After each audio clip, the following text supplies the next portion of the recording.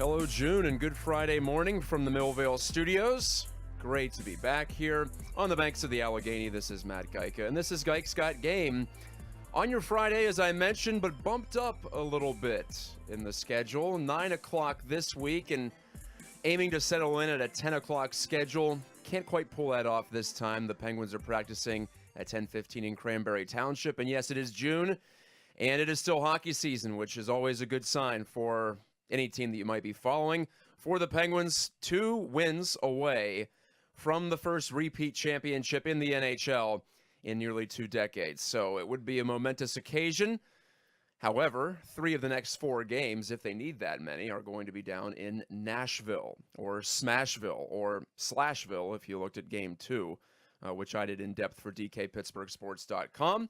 That's my day job, although this is always a fun time to come in once a week and talk sports with you.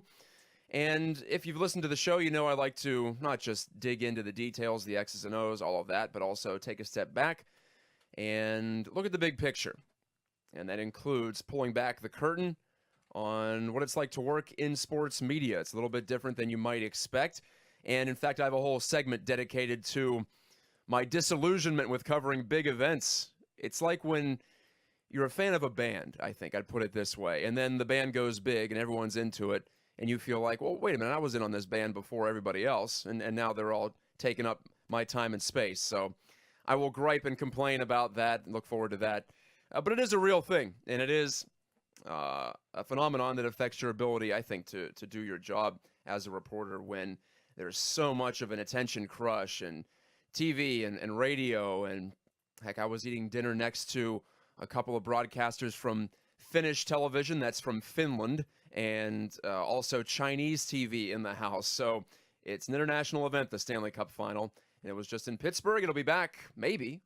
Actually, it might not be back if the Penguins do win both down in Nashville. So I'll have a little bit of that, pulling back the curtain later on in this hour, in addition to Ban the Cliche. That's back again this week, as is the final number to wrap things up. But speaking of numbers, much of what the Penguins are on the verge of accomplishing, if they can win 2 of the next 5, if it does go that far, this best-of-7 Stanley Cup series, is based around numbers and statistics. And I know for many of you that might cause you to tune out, but I'll keep it relevant, I promise. And as I wrote this week on DKPittsburghSports.com, and by the way, you can find my work, which I link to on my Facebook page, along with every live broadcast here in Millvale. Thanks to Brian Crawford for setting up the technical sides of it. That's much appreciated. Much easier for me to just come in here and yak at you for 60 minutes when he does that. And I also share my work on Twitter. You can find me and all kinds of various thoughts in addition to sports at Matt Gajtka, MattGajtka. Again, MattGajtka. And it's Matt Gajtka Sports Media on Facebook. Don't ask to be my friend with my personal account. I just keep that for real friends, in case you're wondering. Don't be offended. I'm getting more requests over there, and I'd like to just keep the professional side on the journalist page that I have set up, which, of course, is carrying this broadcast right now. With regard to the local hockey club, though, it has been quite the postseason, and a rare postseason. If you look back, ever since the full season lockout of 04-05, teams that win the Stanley Cup traditionally have really good shot ratios. And what I mean by that is at 5-on-5, even strength, they get more shot attempts, more pointedly, than their opponents. That sounds rather logical. The more you get, typically, the better you do. The more you score, and the more you're not playing in your own end. And the Penguins have tried to do that this year. They were wildly successful at doing that last season. They were first in the NHL's postseason as they won the Stanley Cup last spring in a metric called Fenwick 4. Forget the name of it, but it means ratio of unblocked shot attempts. They had 55% of those, and if that doesn't sound like a lot, it's just 5 above the break-even point. It is a lot in the NHL, and in addition to that, they also generated more than their fair share of scoring chances and overall shot attempts, the ones that were blocked, that missed, that hit the post, that were saved by the goalie and went in. The Penguins had 53%. And that was good for 3rd in the playoffs. And those results, teams that control the puck, that have that productive possession, typically do quite well in the postseason in this era. And shot attempts, forgive the NHL, they're a little behind baseball in terms of measuring the things that go on out there on the field of play. But shot attempts have not been, or were not recorded until that full season lockout, until the 2005-06 season when the NHL came back. And interestingly enough, the Carolina Hurricanes won that Stanley Cup coming out of the lockout. The general manager of that club was Jim Rutherford, by the way, the one who is currently about maybe a few days away from being the first GM to repeat since 1997-98 and the Red Wings. But in 2006, his Hurricanes team was below average in controlling the puck, in getting shots to the net. They were below average in both categories, in fact, overall shots and unblocked shots. They were 12th in the former and 9th in the latter, and below 50%. But that's a rarity. In fact, the only other two teams to have won the Cup since then and be below 50% in one of those categories were the 2009 Penguins, 49% in 2009 total attempts, and the 2015 Blackhawks, the most recent Chicago championship. They were just a shade under 50% a couple of years ago in unblocked attempts. But for the most part, if you win the possession battle, if you win the shot battle, you are going to win the majority of your games. And that hasn't been the case for the Penguins this year, though. They are 15th out of 16 teams in the field in both categories, total attempts and unblocked attempts. They're around 47% in one and 47.5% in the other. And that's about as low as it's gotten. In fact, that's lower than any championship team if they continue on that pace for the rest of this Stanley Cup final. Meanwhile, the Predators, they got to be wondering, what do we have to do besides get better goaltending in this series? Pekka Rinne has been beaten early and often. What an ignominious distinction to have the worst save percentage in a Cup final game, which Pekka Rinne did in Game 1. He was beaten 4 times on 11 shots against, and it's difficult to have it go much worse than that, especially for a guy who, while he has played worse in recent weeks, was still considered the favorite for Conn Smythe Trophy MVP honors. If the Predators were to win, or even if they got close, he had been that good, starting with a pair of consecutive shutouts against the maybe Cup favorite Blackhawks in the first round. So the Predators got everyone's attention there, and so did Pekka Rinne. But the Penguins are just continuing their efficiency. They're shooting over 10% in these playoffs. If you're not familiar with hockey and shooting percentage and what's good and what's not, that leads the league right now in the playoffs. And they are also getting goaltending right near the top. The second best overall save percentage between Marc-Andre Fleury, who played the first 2 rounds and 2 games, or 2 rounds and 2 games in this playoff, or Matt Murray. He's been doing just as well, if not better, and they've combined for a .930.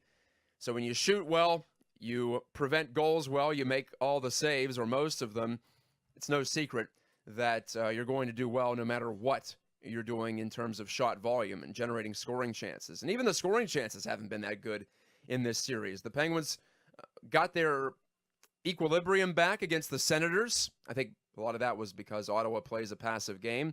But in this series so far, the Predators have outchanced the Penguins 14-7 in high danger opportunities. They've outshot them 54-35. They've out-attempted them 91-60. It's all in favor of Nashville, except that pesky goal category. And boy, does that line up with what the Penguins have done this season. And looking into this and seeing if there was any precedent in this era, this advanced stats era, if you will, when shot attempts are recorded in addition to just shots on goal. It's funny, the one comparison, the one comparable I could find was not a championship team, but one that got pretty close, one that got 2 wins away. And you might remember it, the 2008 Penguins, with a young Sidney Crosby, a young Evgeny Malkin, a young Marc-Andre Fleury. Heck, everyone was young on that team except for Gary Roberts, I think, and Daryl Sador on the defense corps. So throw him in there, Sergei Gonchar as well. He was up there in his mid-30s. But that precocious team, you'll recall, went 12-2 through the Eastern Conference playoffs, and then lost the first 2 games of the Cup final, got completely dominated in Detroit. They barely even touched the puck in those games. Came back to Pittsburgh, won 1 out of 2, won Game 5 in Detroit in triple overtime, and were just a Marian Hossa backhand away from forcing OT in Game 6 in Pittsburgh. But the Red Wings were the better team. In fact, it was the best puck possession team we have seen in this era. 62% of the shot attempts the Red Wings had in that postseason, and that was pretty close to what they did in the regular season. You don't see 60 even touched, even get close to being touched in this era anymore. At that time, the Red Wings were stockpiling those high possession players, and they had a definite system that didn't want to give the puck away. No team does, but they had the ability to do it, and they added that mentality, and they completely dominated that season. They were a worthy champion in 2008, even as the Penguins pushed them to the brink. But that Penguins team was very similar to this team. They were below the break-even point in shot attempts and unblocked shots. They shot very well, and excuse me, Marc-Andre Fleury was excellent, a .933 save percentage in that playoff. So that's the one team I can find from the past 11 seasons that has mirrored what the Penguins are trying to do right now. And all due respect to the Nashville Predators, but they are not the 2008 or even the 2009 Red Wings, which the Penguins edged in that rematch series in 2009, but just barely by 1 goal in Game 7 up at Joe Louis Arena in Detroit. So the fact of the matter is what these Penguins are trying to do, what they have done in order to get to this point, being so efficient, so opportunistic, so lucky, if you want to call it that. I think there's a mix of all three there. It defies description, and it is unprecedented in this era if they can hoist the chalice, whether it be on PPG Paints Arena ice. That would be nice. That's never happened. The Penguins have never won the Cup at home. Or down in Nashville, maybe even on Monday night. If they win Saturday in Game 3, they would have a chance to hoist the Cup and complete the sweep. I don't want to get ahead of myself, but remember when the Penguins repeated the last time in 1992, they swept the Blackhawks, and they won the final 2 games of that series on the road. What a strange, wonderful postseason it's been for the Penguins, and they're close to completing that high-wire act with the help of some high-end talent, both up front and in goal. We'll take a step aside and listen to some local music here on the River's Edge. That's the foundation of our being here, riversedgepgh.com. It's a new kind of radio. I'd like to consider this a new kind of sports talk on Gajks Got Game.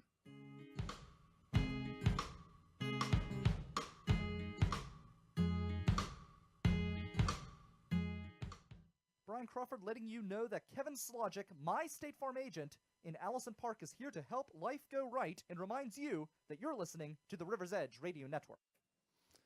Yes, thank you, Kevin Slogic, for joining us on the sponsorship bandwagon at riversedgepgh.com.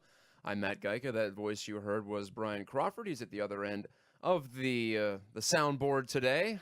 Brian, good morning. How are you, sir? I'm well. How are you? Great. Sorry to take up your usual time here. I know you're down to 1 day a week with River Talk, but yeah. You're trying to consolidate the content and, and make it stronger front to back. That's part of it. Another thing is I realize there's only so much awesome that people can handle in their life. I completely agree. You don't want to spoil people too much. Obviously, but we'll still look for your show, and I know you got some other interesting projects coming up too, so that'll be fun. I suppose just stay tuned here on the River's Edge. We'll have that for you here and on the website. Yeah. And so what are your thoughts on the Penguins and Predators so far? Anything stand out to you from the first 2 games? Well, it seems like the Predators, the goaltending is kind of like Swiss cheese almost. A little bit, yeah. How do you go? I don't know how you win a game in the playoffs without getting a shot on goal in 37 minutes. That kind of blew my mind. But the Penguins did it, yeah, right. That's typically... that's what they've been doing, as I just said, this postseason, but that is classic Penguins. I grew up on the teams of the late 90s that would almost pathologically refuse to shoot the puck at times. They were just looking for that best chance. Yeah. It was almost a soccer mentality, in fact, that they had. And it tied in. They had a lot of European players, and that's more how the game is played in Europe. It's not so much pump the puck on net. You try to wait and be precise and discerning in which shots you take. And so I grew up on that type of hockey. For a while it went away, and we're having a renaissance of that this postseason for one reason or another. Yes. What do you think about the catfish? Would you have prosecuted that? I think it's silly. Self-proclaimed hillbilly. I think the whole thing is kind of childish. However, the one thing I thought was funny about the guy is he's running his mouth on local sports talk radio out in Nashville about how Pittsburgh is angry because he outsmarted us. Well, he put a fish in with his crotch. Yeah, we're not going to be searching down there if there's nothing metal down there. there. Well, regardless, he has to live the rest of his life with the fact publicly known that he put a fish in with his crotch. No matter what, he loses in this whole scenario. You know, I would agree. I appreciated the ingenuity, and I think it's funny. I don't know what the catfish has to do with Nashville. Is that a big... But what does an octopus have to do with Detroit, really? Well, it's not really Detroit. It was just the fact that back in the day, it took 8 wins to win the Stanley Cup. There were just 2 rounds of playoffs. Okay, I see. So someone tied the two together, 8 wins, 8 legs. The catfish, I don't know a lot about Nashville culture. I'm about to. I'm leaving today, in fact, to head on down for games 3 and 4. Yeah, so...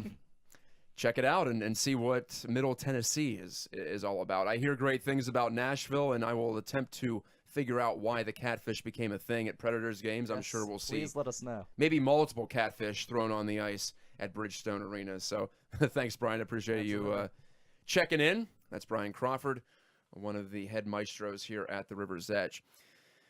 At any rate, as I mentioned, I will be heading south and west. I don't know if any of you have ever been to Nashville, Tennessee. It's about an 8-hour drive.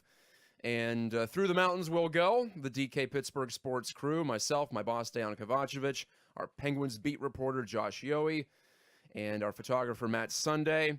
Yeah, it'll be a carpool situation as we get on the interstate. And the Penguins practiced this morning at Cranberry Township.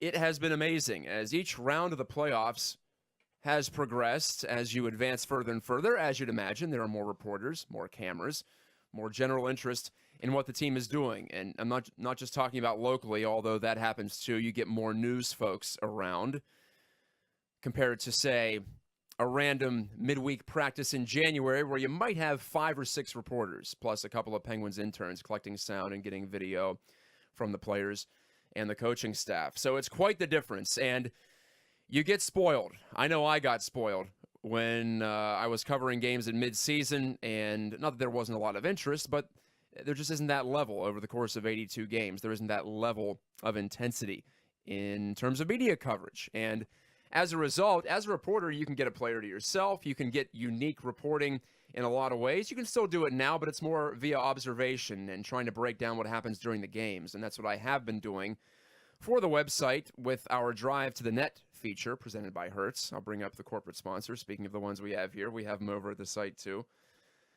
But so that's where I've tried to differentiate our coverage, is going into the X's and O's very deep and getting the players to open up about that. I find they typically are rather expansive about what just happened in the game, as opposed to some of those big picture narrative questions, if you will, that are asked by, for the most part, the national reporters. They're trying to develop that big picture and condense what the Penguins are doing and who they are down to a few bullet points for a broad audience. That's all well and good for them and for their audience, and I always like that when I'm not familiar with the team. But when you're familiar with the team and when you've been there for a while, it all gets rather tedious, and you have a hard time getting your questions in during scrums. Sometimes there are 20, 30 people around a player in the dressing room. Not really conducive to asking a few questions in a row. In fact, you can forget that. You can forget any follow-ups for the most part.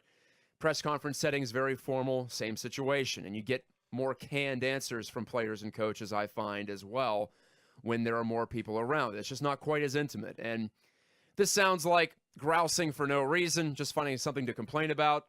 Okay, I'll give you that. But I will let you know that it's just different from behind the media curtain. It's not quite as original. It's not anywhere near as original or as unique of reporting as you would get during the regular season. So I'm trying to just let that go, let that slide off my back like so much water, and move forward and just do my best to present what's going on in these high-stakes games. And I don't want to paint a negative picture here. It's been a lot of fun to be not just here at home at PPG Paints Arena and see the passion of Penguins fans. What a great crowd it was for Game 1, in fact. A surreal game in which the Penguins didn't get a shot on goal for 37 minutes, but when the levee broke, so to speak, so did the enthusiasm of the fans. You could just feel the buzz around the arena for that one. And I'm sure it's going to be incredible in Nashville for the Predators' first ever home game in the Stanley Cup final. And we've seen that atmosphere be completely insane during these playoffs. So that'll be great, too. So that's part of the fun. Part of it as well is like I mentioned in the first segment, meeting all these reporters from, of course, Canada, but also Europe, Asia. This is truly a worldwide event, and it's fun to see how a sport like hockey can connect all of us from different cultures, people who otherwise wouldn't have anything in common. That's what I love about sports. It's right at the top of what I love about sports, in fact, and that's why I like the international sports the most. That's why American football can be a little restrictive for me. I like to write and report and watch and immerse myself in hockey, which has the European influence, especially in baseball, which has Latin America and Far East. Even basketball has become much more of an international sport with European influence, especially permeating the game. And you see all this passing and long-range shooting. That's really European basketball making its way over and having its say in how things are played on this side of the pond. And of course, golf and tennis, my two side loves in the fall and in the summer and the spring especially.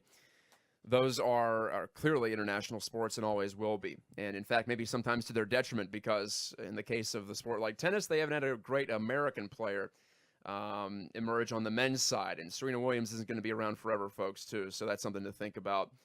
But for the most part, you get equal parts Western and Eastern Hemisphere, and that's been terrific to share perspectives with some of these folks who are in town, and we'll see them down in Nashville, too. Especially as the series progresses and we get closer to seeing the Stanley Cup raised. Also cool from a personal perspective, I may have mentioned this in the past, but the worst part of this gig is transcribing interviews. You already have done the interview, and then you have to go back and listen to it again and listen to it several times, play it slow to type it out and get everything where it needs to be so you can insert quotes into your story. Sometimes it helps you remember things, but most of the time it just feels like a waste of time. So at the Stanley Cup Final, all the big interviews that I talked about, that I just complained about, are transcribed for you. So at the very least, you get that. You can save some time and save some energy for being creative and finding new ways to look at it. So kind of like when your band goes huge, when the band you've been following or the artist you've been following since they were small time goes big, and you might feel a little bit annoyed. You might have that hipster perspective and say that, well, I liked them back before they were cool. That's the similar feeling to covering a Stanley Cup final with the Penguins. Not that they're any kind of unknown team. I can't imagine what it's like for the folks who are around the Nashville Predators, and they're thinking, where were all you guys in February? Now, all of a sudden, you're all over us because we won 3 rounds of playoffs. I suppose that's just how it works. That's the reality of it. But it is strange to be around and to compare and contrast this atmosphere and all the hype and the buzz to what you'll see in the middle of the regular season. I'm sure that happens in other sports too, but it's my first experience seeing it here, at least at this level. And yeah, I've heard a lot of the same questions, the same storylines that us local reporters have beaten to the ground. But you know what? When it comes down to certain big things like the Penguins outperforming their underlying metrics drastically and looking like a new kind of post-lockout champion, a new kind of salary cap champion, if you want to put it that way. The cap was instituted 11 years ago at the same time that the league came back from the lockout. It does bear repeating and trying to figure out exactly how they're doing it. So I can see it from both sides. And, well, I'll get to a little bit more in my Ban the Cliche segment coming up after this break. You're listening to Gajtka Sports Media. I'm Matt Gajtka. More hockey talk in a different way after this break, and you hear from another one of our local bands. Love to hear them check in, and you can hear them 24/7 right here on the River's Edge.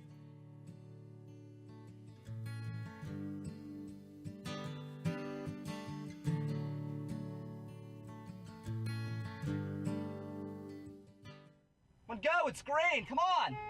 Go! God damn it, Brian. You need to calm down Yeah, with the road I'm sick rage. of these people, these assholes. The road rage, man. You gotta calm down on the road rage. Well, I want to get to where we're going. We have a lot of great stuff coming up. We're going to Falling Water, Bicycle Heaven. The Mattress Factory, Knob. Trundle Manor. All right, which way do I go? Which way do I go? Come on, right, come on. Right. Too late now. Right, come on. Well, too late now. You know, I gotta keep going. I'm not gonna sit here like some asshole. Oh, come on, man. All right, you're listening to the Culture Cruise. You can find us at riversedgepgh.com. Your local Pittsburgh area museum podcast. Yes, riversedgepgh.com, and come take a ride with us. Well, that sounds like me the other day. Road rage on the way to PPG Paints Arena. It rained before Game 2, and for some reason that slowed everything downtown to a crawl.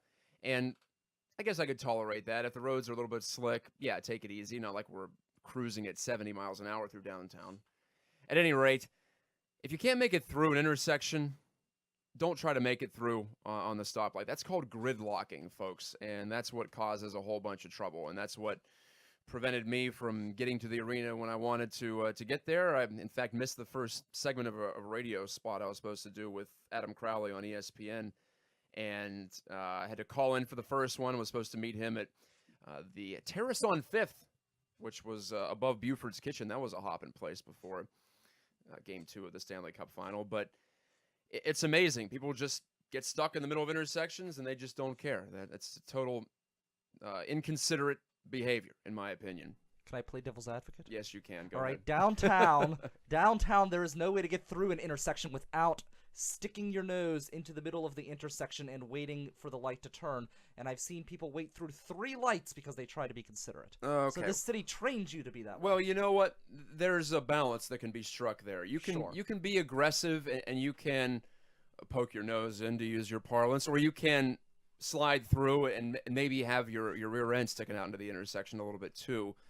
But to get stuck right in the middle of it, there's no excuse for that. Sure. If someone's already done that, don't pile on there. You have to leave some room, or else you're all just going to sit there forever and ever and ever and ever and ever. How do you feel about orange lights? Orange lights? I have no idea what that means. That's that moment when it changes between yellow and red. Is it yellow? Oh, Is it okay. red? Should you stay or should you go? I think you need to go if there is room for you to go. But if there Okay. isn't room, then don't go. You have to. It requires read and react mentality, read and react mentality, like you have on the hockey rink. If you see a player coming at you, you chip the puck around him. If they're sitting back, then you skate it out. It's just like that. Very fair. Yeah, it all ties in. I figured you'd have some input, Brian, on that one. Yeah, I'm all for being aggressive in the city. You have to be at times, or else you're going to affect your fellow driver. But there is a limit to that aggression, and then it goes from aggression to selfishness, in my opinion. And that's all I have to say about that. This is ostensibly a show about sports, but I do go far afield at times. This is Gajtka Sports Game on the River's Edge. Go ahead, Brian. I know you want to chime in Driving again. is a sport, It is. It is So a there you go. competitive sport at times. especially in the city. Lord almighty. Yeah, I've seen a few. Man, Washington, D.C. a couple of weeks ago, and we were down there for the second round series. Yeah, you have to be on your toes down there at times. It can be a tough spot to wiggle your way through, especially with all the tourists walking around the National Mall. That adds another element that we don't quite have here in Pittsburgh. Although at least there they don't jaywalk flagrantly like we do in this town. So every situation, every environment has its own obstacles to overcome. And one obstacle I overcome all the time in media is putting up with cliches that I hear that annoy me. And this show does not exist if not as a reason for me to vent. So this week's Ban the Cliche is an old classic. I may have even mentioned this in the past, but instead of asking a question at some of these press conferences or just to a player in a one-on-one setting, many journalists and reporters resort to the talk about. Can you talk about this? Talk about how you have played in the first 2 games, Nick Bonino. And typically these players are polite enough that they'll accept that, and they'll take that not as a command, not as anything rude, but just an inelegant way of asking a question. And they'll go from there and they'll fulfill the request. But number one, for me, it's a very incurious way of asking a question. It's not even a question when you say talk about. Even when you say, can you talk about, what are they going to say? No. So it's very rote and, well, cliche. That's why I'm bringing it up right now on Ban the Cliche. Find a way to ask a question. Be curious. Don't just try to angle what the player is going to say into your little narrative. Don't try to box them in. I try to ask open-ended questions because, well, frankly, sometimes you get more interesting answers when you do that. If you say, talk about how you have limited the Predators in this series, and then they'll limit their answer to that narrow way. But if you say, how do you feel your team has played in the defensive zone in this series. Then you lift the shroud, you open the player being asked the question up to a whole variety of answers, more various answers than you would otherwise. And you have to watch. Sometimes if you're talking to a player who knows the media game, or a coach especially, they'll bail you out. They're nicer than they need to be at times, I think. They'll let you know, they'll give you that talking point you were looking for if you come anywhere near asking an appropriate question. But some will say if you give them a chance to answer yes or no, they'll answer yes or no, and you'll have to move on from there. So keep challenging the reporters and journalists, I say to those players and coaches out there, the interview subjects for us, because we can get lazy. Sometimes it's caused by lack of sleep. Sometimes it's caused by tedium of covering the same team over and over again. You can definitely fall into ruts, but no excuse for saying talk about. Just ask a question. That's all I'm asking of my peers out there in the field. I'm not perfect either. I get upset at myself a lot of times for either asking a very narrow question and trying to lead the subject in one way or another, or just not asking a question altogether. But just keep trying. We can do this. We can make this profession better if we all work together. And, in thinking back to these last 6 or 7 weeks in covering the Penguins, boy, has it been a study in how to, I suppose, twist and turn one narrative in one direction or another. And the good thing about having 20 some odd players to talk to is you can always get different perspectives. You can try to figure out exactly what's happening for this player, and what one player sees might not match up with what another player sees. So even though that might be frustrating when it comes to analyzing the action and seeing what's really happening, or trying to come close to that at least, it does provide an idea of how sometimes teams and players can get off the same page, because a stay-at-home defenseman can see the game differently from an offensive defenseman, from a defensively minded centerman, from an aggressive winger, from the goaltender, most definitely. And I have gained an appreciation for talking to the goalies. Sometimes you can struggle, or I can, to find ways to ask a goalie a question that isn't just, well, how did you feel tonight? And should you have made that save? Or what did you see on this play when they came down the ice on you? But when you think about it, the goalie has the best look at how his team is playing, and probably has the best feel for how his team is playing, even more so than the coaches, because the goalie is actually in the action. He's in the soup down there, and he has such a great view. Everything is ahead of him, and there are real consequences to how his team plays in front of him too. Not that there aren't real consequences for the other players or the coaches, but it has a direct bearing on the type of action and the number of shots, the quality of shots that a goalie faces.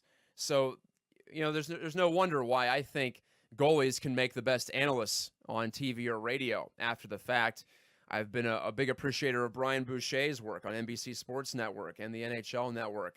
Kevin Weeks the same way, because these guys have had the coach's film, basically, for their entire career. And when I say that, I mean the angle from behind either net. We watch hockey based upon the side angle most times, and a lot of what we see on TV can be left outside the margins of the screen. That's why it's so much better to cover these games in person. And in fact, I see more of a difference covering games in person compared to on TV in hockey than I do in baseball, for sure, and in basketball as well. The ice is bigger.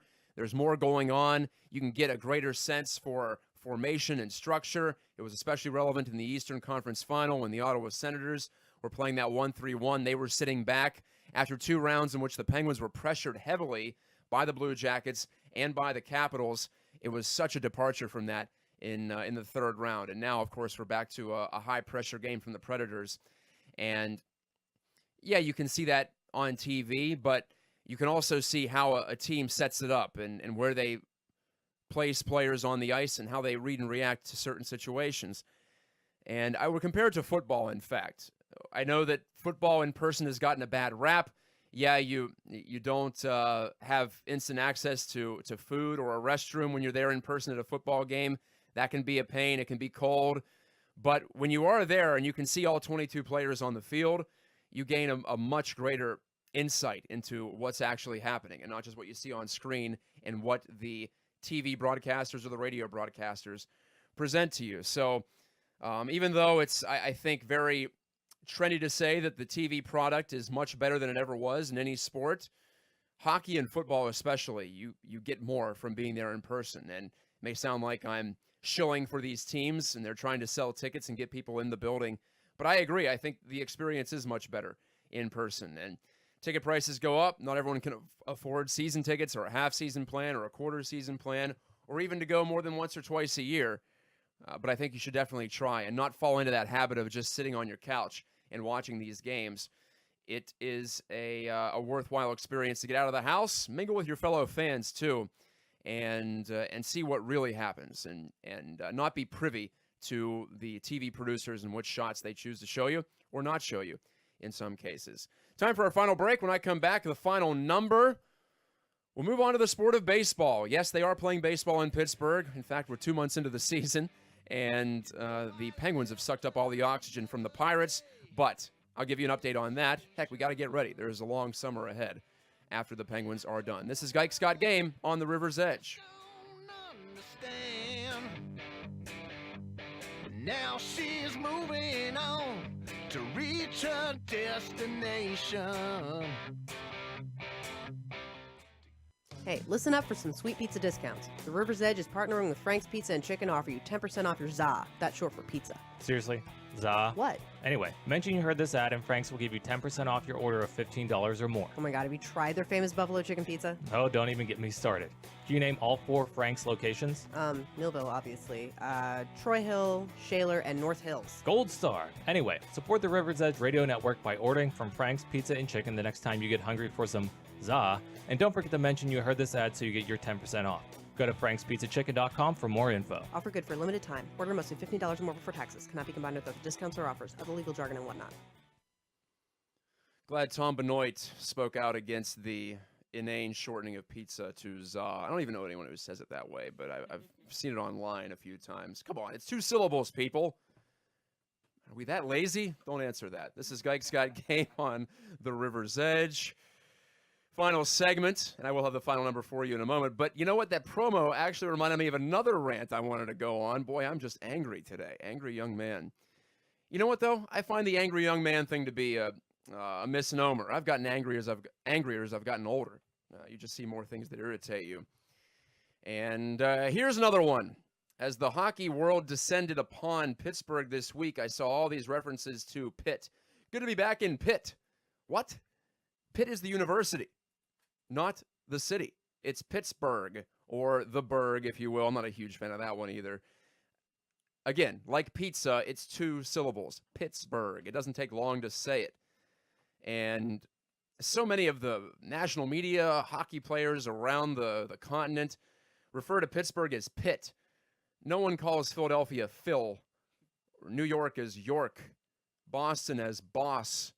Think about how stupid that sounds. Why are we unique in this case? Maybe Nashville gets Nash once in a while. Cleveland, do they say Cleve? Detroit? Det? I don't think so. So maybe it comes from our airport abbreviation, PIT. And of course, that's how you see Pittsburgh abbreviated in score bugs on broadcasts all the time. The score bug being the little graphic that shows you who has what in the game. So there's Pitt, but I've never said it. It's one thing to write PIT, all caps, that's fine. Although my preferred abbreviation is the one that we use here at River's Edge in our URL address, PGH. I think that is preferable. It's also charmingly old school. We've been using PGH since the early part of the 20th century. And yeah, by the way, there is an H at the end of Pittsburgh too. Don't forget that. Some of you are going back to the early 1900s when you write Pittsburgh with a G at the end. That is about 100 years out of date, if not more than that. So if you're going to talk about Pittsburgh, put the H on it and say Pittsburgh. None of this Pitt stuff. It's ridiculous. So moving on to the final number, which is 5. Why is it 5, you might ask? And to which I will say, that's the number of games the Pirates, yes, the local baseball team, they are in action, That's how many games they are behind the Milwaukee Brewers for first place in the Central Division. First of all, the Milwaukee Brewers, yes, their rebuilding project is ahead of schedule, is it not? With a record of 29-25. But 29-25 is not that great in the context of the rest of baseball. It is the second worst record for a division leader behind only the Minnesota Twins. Somehow they have won 27 of their first 50 to this point to lead the AL Central. So the Central Divisions are on the downswing, at least through the first 2 months of the baseball season. The Pirates, no great shakes at 24-30, but they're only 5 out of first place, and it's such a condensed division. In fact, it's the most condensed division in baseball, behind only, again, the AL Central, which has 6 games separating its 5 teams. The Pirates are in last. That doesn't sound so good, but 5 games out just past Memorial Day, that doesn't sound that bad. Somehow they've hung in there, and I'm still a little bullish on this team. I think they're better than what they've shown. Their offense certainly is. Maybe if McCutchen continues his recent life in the last week or so. Maybe if Josh Bell can break out of his slump. And certainly if Starling Marte and Jung-Ho Kang can at some point get back into the lineup. The Pirates are still waiting 6 more weeks for Marte as he serves that 80-game PED suspension. Oops. And Jung-Ho Kang still trying to get his work visa after his 3rd DUI in Korea. Oops, again. Other factors out of the Pirates' control. Jameson Taillon has missed 3 weeks after undergoing surgery to remove the cancerous cells in his testicles. So he's had quite the ordeal here over the past 3 years. It goes from Tommy John surgery to a hernia to testicular cancer. It looks like he's going to be okay, but that's a huge scare for a young man. But he's a massive piece of what these Pirates are trying to do too. So without him for the last 3 weeks, they are still 24-30. And while they are 8.5 games out of the second wild card spot, that's not good. That's not looking like they're going to be able to pull it off. They could still make this thing interesting. I know the Cubs are probably going to rise. They're under 500 right now at 25-27. Maybe a World Series hangover there. So I still like them to win the division, especially considering they're still just 3 games back, even though they are under 500. But the Pirates at 5 out, well, the season isn't over yet, even though it might have felt like it with how drab the early going has been at PNC Park and ballparks across the National League. The Pirates are in New York. My colleague Dustin Dopirak has that coverage. Or pardon me, York, or New, if you want to go by that. If you want to be as lazy as the people who call Pittsburgh Pitt. That's where the Pirates are this week. In fact, it's Queens. That's 1 syllable. That'll be easy for all of you to say. Citi Field. And you know what? If they take 2 out of 3 from a Mets team that's 6 games under 500, I think they're right in there, and they may, in fact, make this summer consequential yet, as they have been hiding in the shadows of the Penguins, and for good reason. The Pirates should be thanking the Penguins, in fact, for taking this all the way to the Stanley Cup final for the 2nd consecutive year. They have taken all the heat, or most of the heat, most of the scrutiny off of the Buccos. It'll be all theirs, though, in a matter of time. In just over, 10 days? I think the 14th, in fact, is the longest that the Stanley Cup final could go. That is 12 days from today. So, in 12 days minimum, or 12 days maximum, the spotlight is all the Pirates from then on through the middle of July, when I'm sure folks will start getting it revved up for Steelers training camp. But that window is coming up, and who knows? It may not be a fait accompli that this team is going to just slump all the way through the end of the summer. Thanks for listening to Gajtka Got Game. I hope I don't slump all the way through the rest of the summer, and I'm looking forward to being back in studio more often. My travels have taken me all over the eastern side of this continent, Ottawa, Washington, Columbus. It'll be Nashville this weekend, but I'll be back in studio guaranteed next Friday. Maybe it's the aftermath of a Penguins Stanley Cup championship. We'll find out together in the coming days. Have a great weekend. God bless. This is Matt Gajtka, reminding you that when the radio fades, you know life's moving fast. This is the River's Edge, and check out all our great offerings at riversedgepgh.com 24/7, 7 days a week.